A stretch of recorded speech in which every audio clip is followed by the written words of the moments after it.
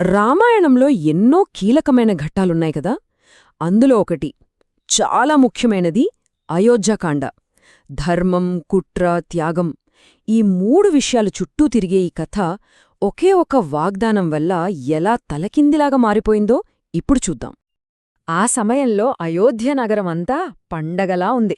ఎటు చూసినా ఆనందమే. ప్రజలందరి నోటా ఒకే ఒక్క మాట, తమ ప్రియమైన యువరాజు రాముడు రాజు కాబోతున్నాడని. కాని రాబోయే పెనుతుఫానుకు ముందుండే ప్రశాంతతే ఇది అని వాళ్ళకి తెలీదు. సరి, కథలోకి వెళ్దాం. మొదటి అంకమంతా ఎంతో అద్భుతంగా కనిపిస్తోంది. రాజ్యంలో పండుగ వాతావరణం, ఒక గొప్ప వేడుకకి ఏర్పాట్లు జోరుగా జరుగుతున్నాయి. అసలు యువరాజు రాముడంటే ఎందుకు అందరికీ అంత ఇష్టం? ఆయన గుణగణాలు చూస్తే మనకే అర్థమవుతుంది. చూడండి, రూపంలోనూ గుణంలోనూ శ్రేష్ఠుడట. గొప్ప వీరుడైనా సరే చాలా మృదువుగా మాట్లాడేవాడట. కోపం, గర్వం అసల్లేవు. ఎప్పుడూ నిజమే మాట్లాడేవాడు. అసూయ అన్నదే లేదు.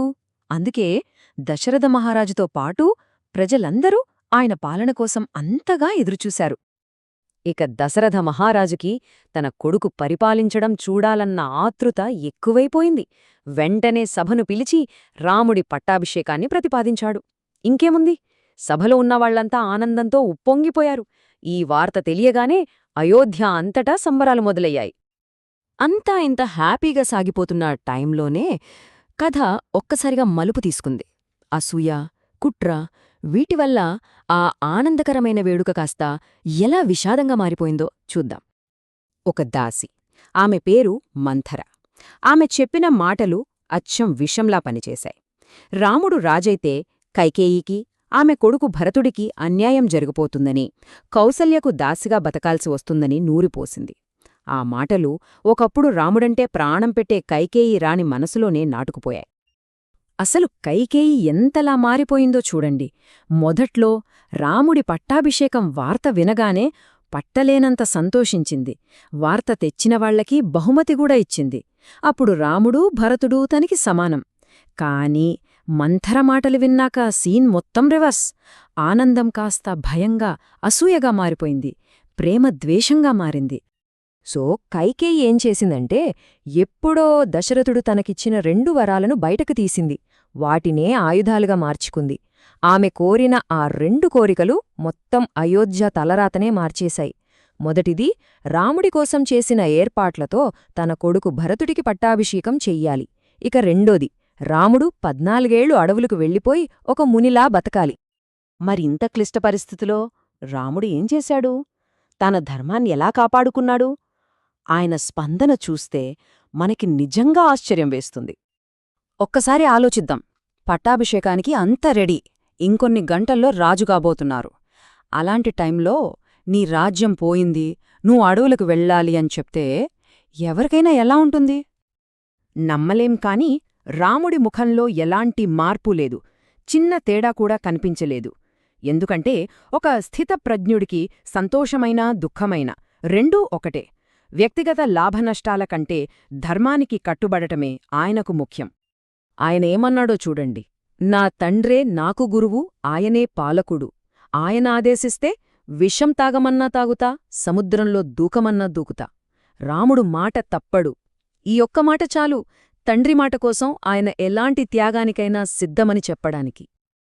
ఒకవైపు రాముడు ఇంత స్థిరంగా ఉన్నాడు, కాని మరోవైపు తండ్రిగా దశరథుడు ఆ దుఃఖాన్ని తట్టుకోలేకపోయాడు.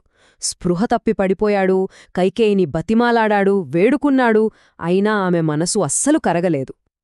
ఇక ఈ వార్తతో రాజభవనం మాత్రమే కాదు, మొత్తం అయోధ్యానగరమే శోకసంద్రంలో మునిగిపోయింది. ఆనందంతో కళకళలాడిన ఆ నగరం కన్నీళ్లతో నిండిపోయింది. ఆ దృశ్యమైతే నిజంగా హృదయాన్ని పిండేస్తుంది. రాముడు, సీత, లక్ష్మణుడు ముగ్గురూ నారచీరలు కట్టుకుని రథంలో బయల్దేరారు. ఇక అయోధ్య ప్రజలంతా ఏడుస్తూ వాళ్ల వెంటే పరిగెత్తారు. రాముడు లేని అయోధ్య మాకొద్దని వాళ్లు పెట్టిన ఆర్తనాదాలతో ఆ నగరమే దద్దరిల్లిపోయింది. రాముడు వెళ్ళిపోయాక ఆ మొదటి రాత్రి తమసా నది దగ్గర ప్రజలంతా నిద్రపోతుంటే వాళ్లనక్కడే వదిలేసి రాముడు తన ప్రయాణం కొనసాగించాడు. కొన్ని రోజులకే దశరథ మహారాజుకి ఒక పాత శాపం గుర్తొచ్చింది. పుత్రవియోగంతో చనిపోతావని. చివరికి అదే జరిగింది. ఆ దుఃఖాన్ని తట్టుకోలేక ఆయన ప్రాణాలు విడిచాడు. 8వ రోజుకి ఏమీ తెలియని భరత శత్రుఘ్నులను వెనక్కి పిలిపించారు. వాళ్ళొచ్చేసరికి అయోధ్య రాజులేని శోకంలో మునిగిన రాజ్యంగా ఉంది. సరే, రాజు లేడు, రాజ్యం శోకంలో ఉంది. మరి దీనికి పరిష్కారమేంటి? కథ చివరి అంకంలోకి వచ్చేద్దాం. ఈ విచ్ఛిన్నమైన రాజ్యాన్ని బాగుచేయటానికి ఒక మార్గం దొరికింది. ఇక్కడే భరతుడి గొప్పతనమేంటో మనకు తెలుస్తుంది. అసలు విషయం తెలియగానే భరతుడికి విపరీతమైన కోపం వచ్చింది. తనకు వచ్చిన రాజ్యాన్ని కాలదన్నాడు. వెంటనే సైన్యాన్ని కూడగట్టుకుని రాముడిని వెతికి ఎలాగైనా వెనక్కి తీసుకురావాలని బయల్దేరాడు. అడవిలో ఇద్దరు అన్నదమ్ములు కలిసినప్పుడు ఆ దృశ్యం చాలా భావోద్వేగంగా ఉంటుంది. భరతుడు రాముడి కాళ్లమీద పడి ఏడ్చాడు. వెనక్కి వచ్చి రాజ్యాన్ని ఏలమని బతిమాలాడు. కాని రాముడు ఒప్పుకోలేదు. తండ్రి మాట ఎంత బాధాకరమైనా సరే దాన్ని గౌరవించాల్సిందే అని ఖరాఖండిగా చెప్పేశాడు. మరి పరిష్కారమేంటి? అప్పుడే భరతుడికి ఒక ఆలోచన వచ్చింది. అదే ఈ పాదుకలు. ఇవి కేవలం పాదరక్షలు కాదు, రాముడి అధికారం, ఆయన పాలనకు గుర్తుగా, ఒక చిహ్నంగా తన అన్న పాదుకలను అడిగాడు. అప్పుడు భరతుడన్న మాటలు చూడండి. ఈ పాదుకలను సింహాసనం మీద పెడతాను. 14 ఏళ్లు నేను కూడా నీలాగే ఒక మునిలా జీవిస్తాను. నువ్వు చెప్పిన రోజుకి తిరిగి రాకపోతే నేను అగ్నిప్రవేశం చేస్తాను. ఇది కేవలం మాట కాదు, తన అన్నమీద భరతుడికున్న ప్రేమ, గౌరవానికి ఇది ఒక నిలువెత్తు నిదర్శనం. అనుకున్నట్లే భరతుడు అయోధ్యకు తిరిగి వచ్చాడు. కాని రాజభవనంలోకి అడుగు పెట్టలేదు. నందిగ్రామం అనే ఊరిలో ఉండిపోయాడు. సింహాసనం మీద ఆ పాదుకలను ఉంచి వాటి పేరుమీదే రాజ్యాన్ని పాలించాడు. రాజుగా కాదు, రాముడి ప్రతినిధిగా 14 ఏళ్లపాటు. సో ఈ కథ మొత్తం మనల్ని ఒకే ఒక్క ప్రశ్న అడుగుతుంది. ఒక రాజ్యం యొక్క నిజమైన బలం దేన్లో ఉంటుంది? సింహాసనం మీద కూర్చున్న రాజులోనా, లేక ఆ రాజు నిలబెట్టడానికి సిద్ధంగా ఉన్న ఆ సిద్ధాంతాలలోనా? దీని గురించి ఆలోచిస్తూ ఉండండి. మళ్ళీ కలుద్దాం.